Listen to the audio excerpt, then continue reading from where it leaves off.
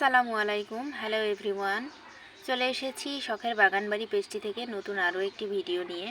আজকে যে গাছটি সম্পর্কে কথা বলবো সেই গাছটির নাম হচ্ছে স্ট্রোমান্থি ট্রিওস্টার। সেমিশেড হচ্ছে এই গাছটি রাখার একটি উপযুক্ত স্থান। শীতকালে এই গাছটির পাতা পুড়ে যায়, চিন্তার কিছুই নেই। পাতা পুড়ে গেলে পোড়ার অংশটুকু কেটে দিলে আবারও এই গাছটি সতেজ হবে।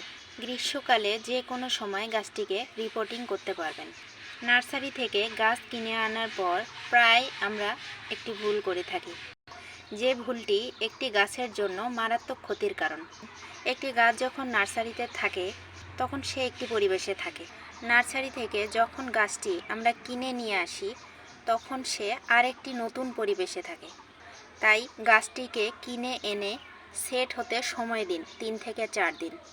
সেট হয়ে যাওয়ার পর গাছটিতে ফাঙ্গিসাইড লাগিয়ে গাছটি টবে প্রতিস্থাপন করুন।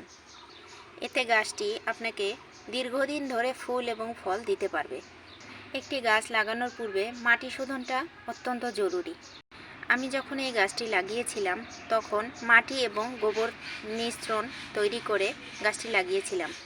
কিছু গাছ আছে অল্প সার এবং অল্প পরিচর্যায় খুব ভালো গ্রোথ হয়, যেমন এই গাছটি। মাটি শোধনের কথা বলি। মাটি শোধনটি হচ্ছে 40% দোআঁশ মাটি, 30% ভার্মি কম্পোস্ট বা পাতা পচা সার, 10% বালি, 20% কোকোপিট। এটি হচ্ছে একটি গাছের জন্য আদর্শ মাটি, যাকে আমরা পরিশোধনযোগ্য মাটি বলি।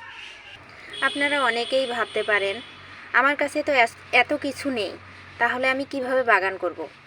আসলে আপনার কাছে যদি শুধুই মাটি থাকে তাও আপনি বাগান করতে পারবেন। তাতে গাছের খাবারটা আপনাকে বেশি দিতে হবে। নতুন বাগানীদের যদি কোনো প্রশ্ন থেকে থাকে তাহলে অবশ্যই আমাকে কমেন্টে জানাবেন। ভিডিওটি ভালো লাগলে ফলো দিয়ে পাশে থাকবেন।